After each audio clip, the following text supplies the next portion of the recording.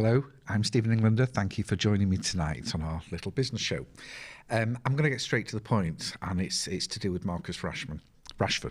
Marcus Rashford shows you what I know about football, but there's some sort of slagging him off going around. I mean, this is a 23-year-old man who's done so much good for society, and he's in his own little way, and he's been slagged off. I've got an article here that came in. Marcus Rashford paid himself £4,978 from MUCS Enterprises Limited in 2018, but gave himself an unsecured interest-free advance of £395,808 as a director's loan, rather than taking a taxable salary or dividend.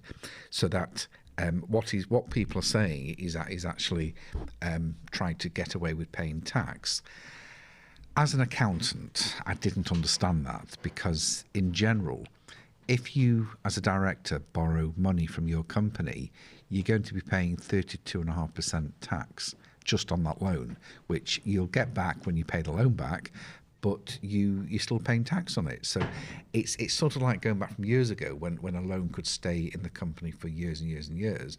But now, unless there's something going on that I don't know about, which I don't think that's the case, he's taken nearly £400,000 out of the business, of which he would have paid nearly a third of tax on. It just seems stupid. He might as well take it in dividends and other ways and salary. But you know, so that thing is journalists and people reading the accounts and don't know how to read accounts. Did you want me? Well, that's what we did. You were showing me today, weren't you? Well, I was showing you. You went into the thing year by year. Well, because you didn't. You know, not you didn't get it, but you it didn't make sense to me. Yeah. That the whole concept of taking loans instead of taking tax, instead of taking taxable income, it just didn't make sense, because taking a loan out of the company becomes a taxable income. Not only that, but you're taxed on the benefit in kind. So you'll be taxed on an interest-free loan. So what HMRC will do is they'll take the amount of the interest rate and tax you on the benefit of not paying interest. So if you would normally pay £10,000 interest, and they wouldn't, you didn't. The company didn't charge you any interest, then you'll pay tax on the £10,000. That's on top of the 32.5% corporation tax on taking the loan out. So the whole concept didn't sit right. And besides that, the accounts were done by one of the major accountancy firms, so I can't see them encouraging that type of behaviour. But when me and Graham, and I said, this is what happened, I said, fucking hell, Graham, look at this, you're talking shit. Do you remember that? You did. Well, and I showed him on the accounts themselves, it actually says, because legally, if you take the loan out and pay the loan back before the tax is due to be paid, then it doesn't count anyway. And in this case, what had happened, Graham? What did I show you on the balance sheet?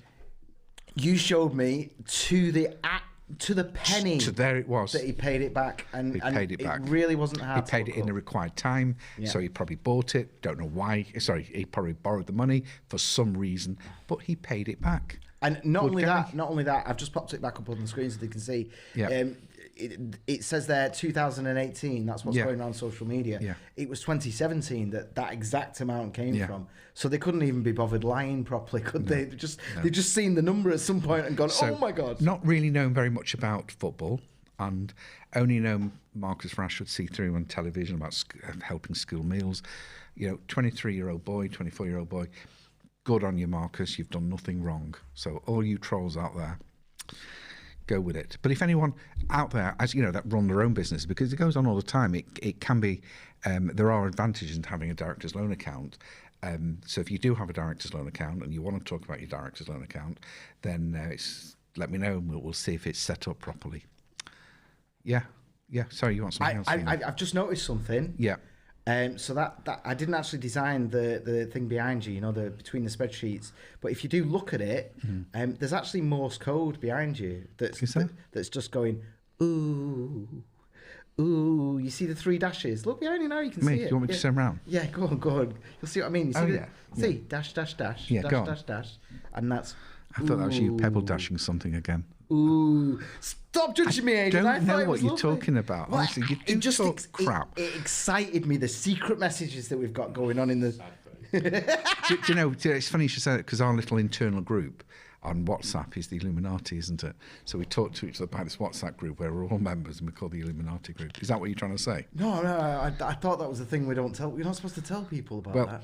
We've said, Mark, I see I've got a pen so I can suck point. at secret society, Stephen England. This Not is so why. secrets. This is why I wouldn't kill that fella for you, because I know you'd gossip about it. Which one?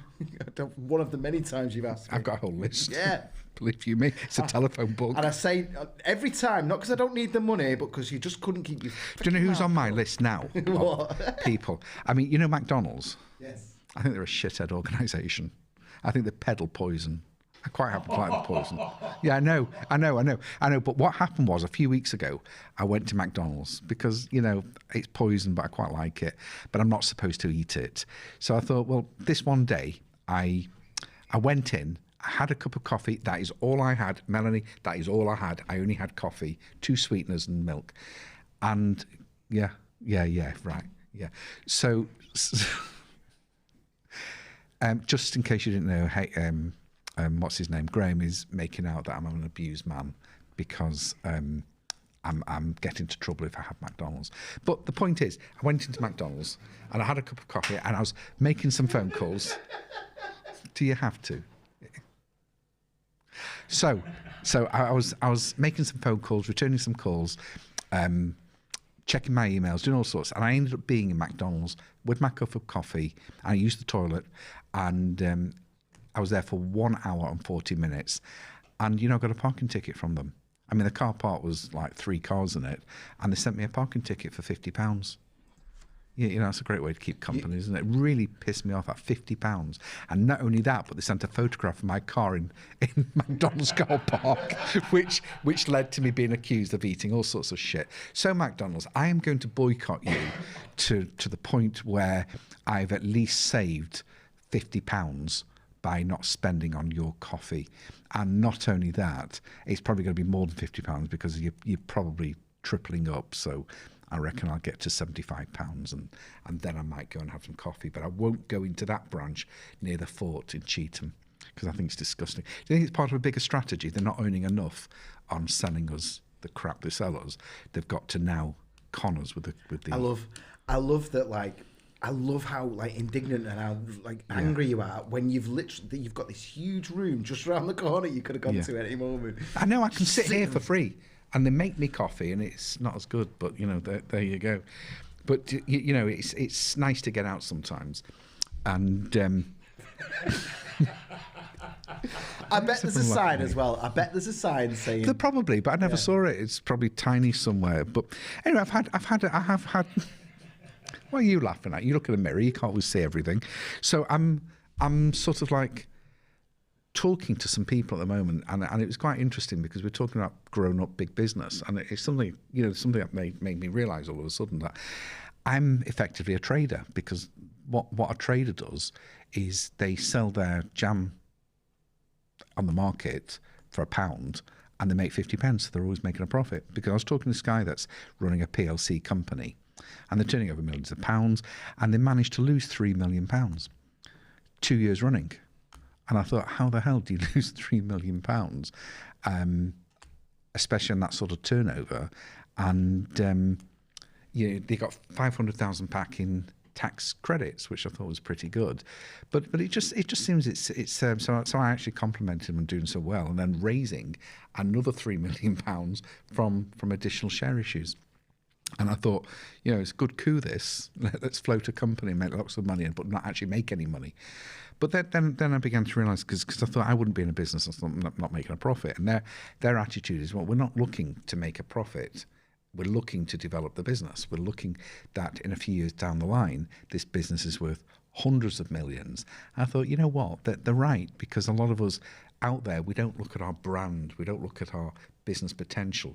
We look at selling the next bottle of jam, or the next... doing the next job, doing the next plumbing job, or doing the next serving the next cup of coffee and making sure we're making profit, which is great for a business. But it's a different mentality, and it's quite interesting. You were quite interested in that, weren't you, Graham? When I told you, you didn't understand what I said, so I'll move on to the next thing. You know another thing. Wait. What? Wait. Just take a frigging breath, right? There's been a load of comments. And if you jump straight into the next segment, I don't get a chance to read anything out. Oh, well. And then the longer I leave Graham, get on with it. We've got things to say. Okay. Fucking right, well, we're doing that one then. Alan Alan. has Hi, Alan. said that How are you? Thanks for joining us.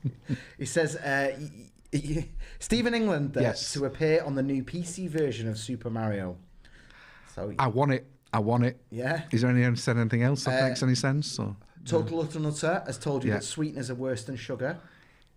no, they are. Yeah, but they carry less calories, and that's what counts at the moment. Makes me feel better. Happy Dog has said that Stephen's stories are like a toddler explaining his day.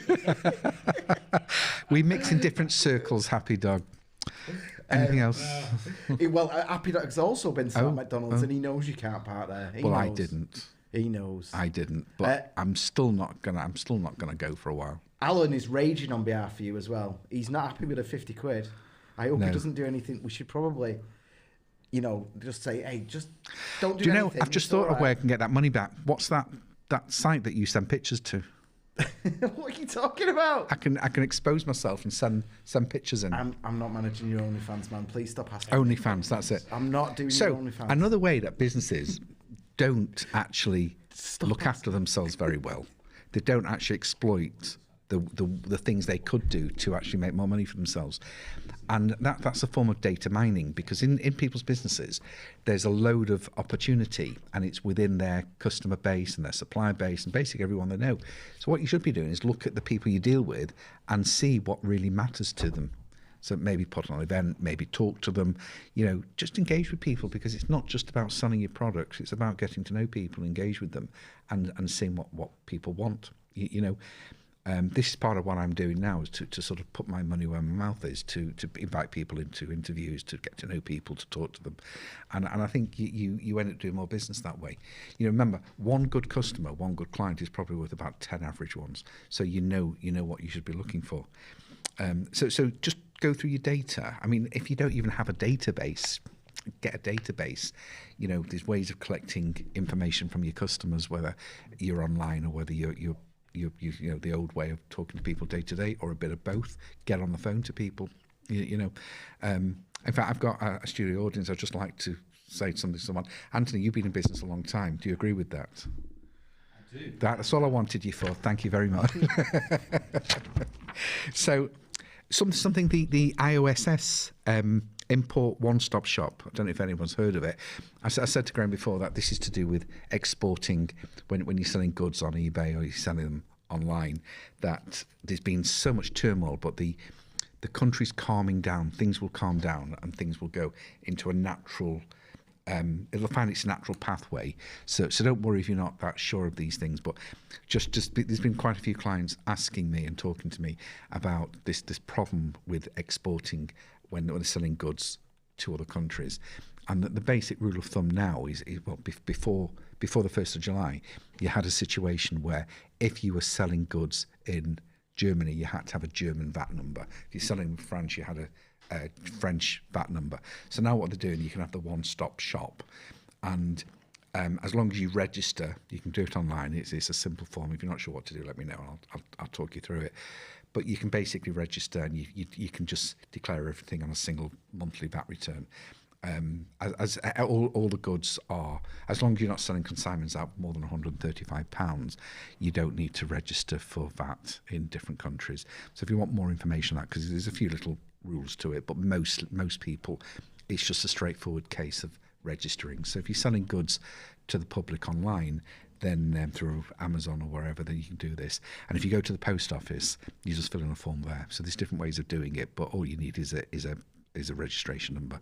So IOSS, it's the what's called the import one-stop shop. So it's quite an easy thing to do. And it's good. It's good. It's good. It's working. Because after Brexit, people were getting to put it in my terms, they were getting packages, some of which they'd ordered before Brexit, and the guy was like, 17 quid. Yeah. And you've got to pay more VAT or duty at the point of receiving the goods. So people cancelling the order or sending it back. I answer my door in my underwear, man. I'm not ready to be handing cash over to people at that point. No. I have a very particular vibe when I'm at home. I don't know what to say to that. We've had a question off Total Nutter, but what I'm going to do, mate, I'm not ignoring it. Yeah. I'm writing it down. We'll turn it into a segment for you next week, okay? Okay. It's a deep one that you can go into properly. Oh, wow. So you mean I've got to do some research? You're going to have some homework, I'm afraid. Yeah, I'm sorry, but I am sorry about that. We've also got Colin in as well. Hello, Colin. Hi, Colin again. He normally just says hello right at the end. Yeah. He goes, good show that. We're building up regular people here, aren't we? Are they real people? Or are you making it up? They're good people. No, they're real. You can watch it. So national insurance going up 1% possibly to pay for social healthcare. You don't like that, do you? Me? Yeah. No, I can't stand the whole system. You give them money your whole life, and then you hope and pray that they look after you when you're old enough. Well, this is the thing. I mean, a lot of this money goes to pay for care homes, doesn't it? And even though we are paying for this, it doesn't. Though that's the problem. No, it doesn't. And sometimes you have to sell your home. Your kids don't get any inheritance. It's not great. I mean, I would think that maybe. I don't think the government's ever going to be able to fund this. So I think it's one of those things that even though it's right that the government should pay, and yes, we do pay taxes and we do pay this, maybe we should be looking at some private insurance to cover us in the eventuality of this happening. That might be an idea. I might look at it myself, although I might be dead by then, so that's the easier way. But, you know, what's going to happen to you, Graham, when you go into a care home? I don't know, man. I'm praying that... it's scary, isn't it? Sorry, could I make a request, please? Go on. Please don't talk to Graham about this sort of thing. It bothers him, doesn't it? I'm going to with this for the next 3 or 4 hours now. All right, so should we come away from that? I think the thing to take is to pay for increased, or should we say the same level of care in the social care. I'll accept what I'm given because I've paid into the system, not through choice, but through a gun to my head. There you go. So national insurance might go up 1% to pay for this, but the essence of this story here is that we've got to look at ways of looking after ourselves. You can't rely on the government or anyone else. And that comes down to mortgages as well, doesn't it? That because of COVID now, people are showing wage slips with reduced amounts, and that they were put down on COVID, weren't they? That they were furloughed, which means that mortgage companies are making it more difficult for self-employed people or directors to get mortgages. And I think that's awful, but it's always been like that. People that are self-employed and people that are directors have always had difficulty getting mortgages. I don't know what to say about that, except keep as good accounts as you possibly can, because there's no accountant certificates anymore that will just say, yeah, you earned enough. You've got to prove it now. And a lot of building societies ask for the amount of tax that you pay, the certificates. I can't get a phone contract at the moment, mate. No one takes feet pick seller seriously. I don't know what that means. It doesn't matter. Yeah. But it's a shame that, because people probably self-employed people take a lot more risk and work a lot harder, and they're probably more likely to pay the debts off, because even if things go bad for them, it's only short term and they come down and they start again. I love when you do that noise, right? Because I know that that's just a noise you make, but it sounds so much like you just don't care about anything that's going on. I do care. No, I know what it means. I'm just running out of breath, and I think it's quite sad. I think it's terrible, because I've been in that position. I couldn't get a mortgage just because I was self-employed. I've got people in this room that have been in that position where there's been multi-million-pound deals and they just can't get them because they haven't got silly things like accounts and proof of income, stuff like that. I don't understand it. I'd lend it to Can I just catch up on some of the comments before we carry on? Mr. Kilsey had a wisdom tooth out today, so he's got a couple of days on his butt. He got home and watched proving that wisdom will not get you the mortgage. Happy Dog reckons I can't get a phone contract because of my brain. Because of my bail conditions. Bail. Graham, can you not read these out? Let's just get on with them. Right. We were talking. Sorry, guys. Don't bother. Give me a business question. Well, this is what they're writing. Hey. Brain dead. Prison. Right. You wanted this. I wanted now you've got nothing it. of this. I just want a nice, clean, entertaining business show that's informative, and I'm likable, and I don't have to be horrible to anyone unless I actually know them. So we've got NH Steph. Oh God, I'm losing it. Oh, the shoe's on the other foot NH now, Staff, isn't it? you were going on about a 3% pay rise. Yes, surprise 3%. I thought that's a nice gesture, but the business take, where we're looking at that, is that when you're in a business, you work in the private sector, as long as it's not a massive, well, yeah, any company, you've got the opportunity. You should look at a job, and your employees, you should put this into your employees, that they're now in an arena where they can earn good money and do well. The only thing is that they've got to show some effort. Ask not what we can do for you, ask what you can do for us. And then if it works and we see that you're getting good results, we will pay you more money. And so you can dictate your own money. So a job is entering an arena to make more money. You're only given the basics. You shouldn't have to have the government or the your boss to based on the kindness of their heart to give you what you might deserve, you might not deserve. But the government sector is not the same, is it? Because they don't really have the same opportunity to climb the ladder and do things that will earn money. So they've got to be paid right. But my thought on that is that if you're good enough to earn more money, why not go do it yourself? Especially the medical sector. I think there's such massive demands. If I was a nurse, I'd have set up my own consultancy ages ago. If I was in the medically trained in any way. My partner works for the NHS, and she's very, very typical in that I've been begging her to move to Amazon. Yeah. Like her pay would double overnight if she moved to Amazon. Yeah. She wouldn't even have to be a hands-on engineer. No. But the reason the NHS survives is people have that they're quite altruistic, aren't they? Yeah, it's that emotional They care connection. about what they're doing. Yeah, I'm a Jewish accountant. It doesn't work. Sorry, I'm just saying. But yeah, it's a shame though. But did you see they should be rewarded? I mean, a 3% raise. What is that in real terms? Well, unfortunately, inflation's predicted at 3.7. So in real terms, it's actually a little bit of a drop. Yeah. But the unions wanted 15%. Well, I think all these things deflect from real issues, like the 1% increase. People are up in arms about, or there will be even more. But in reality, there's far more. There's far worse things that are going on, like minimum pay. There's the social side of it for businesses. It's another burden far more than a 1% increase in national insurance.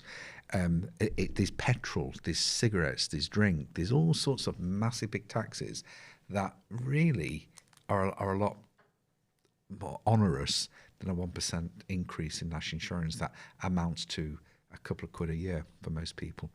So, I mean, do you know, we were talking about the furlough before as well, and the government are in so much debt, it's cost them all. But you've got to remember, if you pay somebody, whether they work or not, you pay them £1,000, that money goes back into the community, it goes back into society, because they go out, they buy food, they buy goods, they pay for things.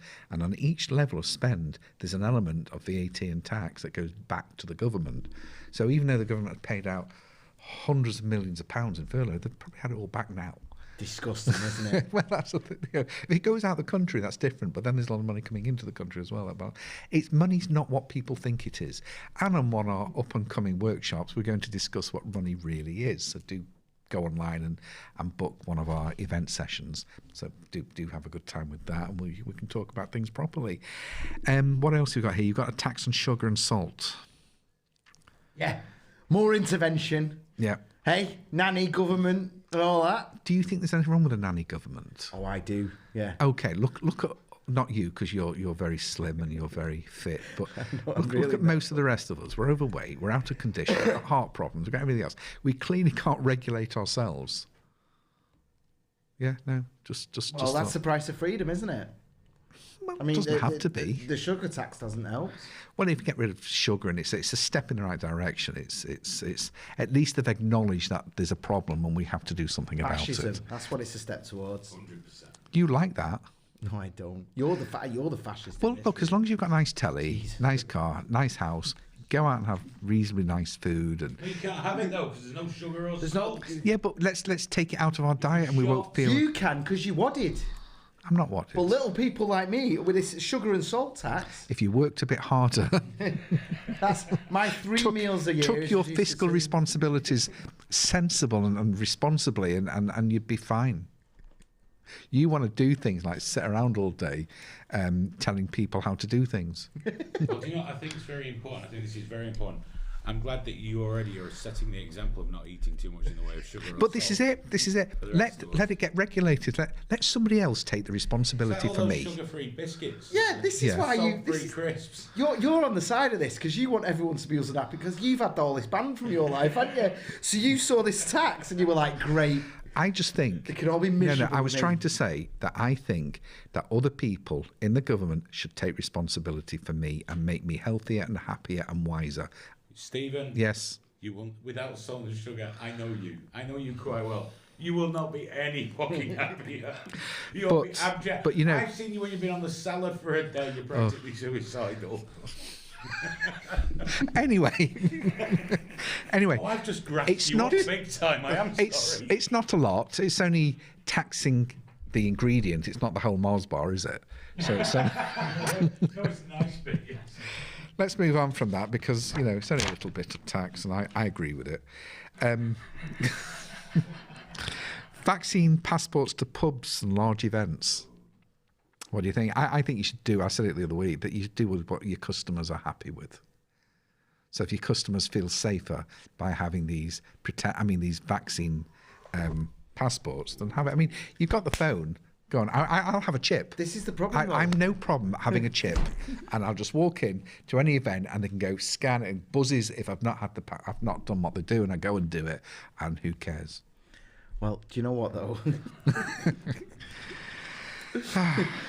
Coerce young people into getting jabbed. Well, because it's going to be my daughter mandatory. to have the jabs. It's going to be mandatory. Okay, well, there's other people but you. So if you don't want the jab, have you had the jabs? Have you had any vaccine? Are you going to?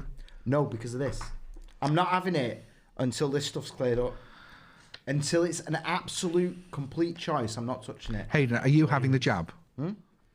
Are you having the jab, Hayden? Yeah. Hey, I'm having mine and Graham's. Yeah, he's having mine. There you go. Anthony, have you had yours? They can't tell the difference between gammons. Mr. Biscuit Vapes, have you had your jab? You've had 4. No. 2. Oh Loser. my God. You know what? This was a stunning last segment. What did so and young people, you don't want them having the jab. I mean, how much substance abuse goes on with them anyway? Can I just point out, Stephen, I think it's only fair to point out, I'm not having this until it's done. He's not been asked. Have you not been offered? Have you not? Are you under 18? Yeah, that's how I get away with it all. Oh no, I've been under 18 legally for 34 years. If we live in a society, just be grateful. I don't know how to get people to take it. Start off by saying we're going to charge you for it, and then suddenly give them a few weeks of reprieve. If you have it this time, then you won't get charged, and you still have them rush into the stand. Is that the normal thing that goes on? If you really want people to take it, Stephen, tell them they're not. They can't have it. Yes, they can't have it. It's only for the elite. Yeah. Quote of the day, because we're sadly coming to the end of the show, so now we've got to suffer through Graham's quote of the day. Here we go. So we've got Henry Ford. Yes, and he said, a business that makes nothing but money is a poor business. I'll settle for that. I will. I'll have a poor business that makes plenty of money over a social enterprise that makes fuck all any day of the week. And I hope you all think that way as well. And I want to thank... I was going to thank him. Wasn't Henry Ford a capitalist Nazi? Absolutely. Wasn't he having an affair with his daughter-in-law as well? Do you know what? Ooh. I put that in there as a little... I wanted to have a little chat with you about how lovely it is that you've fun this studio and you've made me and Aidan so happy. I'm not happy. I don't want to make you happy. No, I'm not happy. I'm just even remotely happy. I'm not happy. I've got somewhere to go on a first, It's nice. That's about it, really. No one invites me any other days for anything.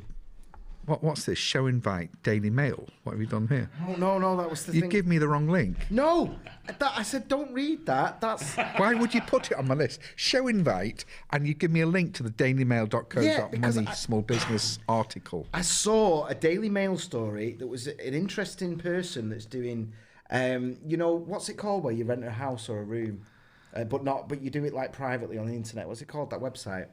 Tax dodge. Airbnb. Oh. Yeah. She's done Airbnb for disabled people. Oh, that's a nice thing. Yeah, I thought it was quite interesting. I saw it. I was like, I'll... You see it as a nice thought. I see it as a good niche. Yeah, no. Excuse me, I thought it was a good niche and a good Because interview. then maybe you can introduce to airlines that can cater for them. I've written show invite because I'm going to invite her onto the show. Right. And I'm going to tell her. Oh, it's your notes, but you put them on my notes. Yeah, because it was. You just say you cocked up. I don't. Just say you No. cocked up. And then I told you. Just admit it. I've no. Whatever you write on that piece of paper, he'll either read it verbatim. I said don't read or throw it. away I without said reading don't. it. There is read nothing it. here that says don't read this. No, I said it. I said it with my mouth. Yeah, but he's never listened. I said I've just seen a good story. I've just chucked it at the bottom of the notes so I can get to it tomorrow. Can I tell Don't read people it. to go to the accountsdirect.co/tickets and book Yeah. tickets? It Yeah, doesn't cost you anything at the moment. And you know, And we've got a new lineup coming. twice it's in the notes. Yeah, but I've said it now, so do come to the show. It'd be lovely to meet you. The podcast. The podcast. Oh, the podcast as well. Wherever you want to listen to this show or anything else, that's where we are. And if we're not, let us know and we'll make sure we are. So thank you very much for joining us tonight, and I'll see you next week. Thank you. Good night.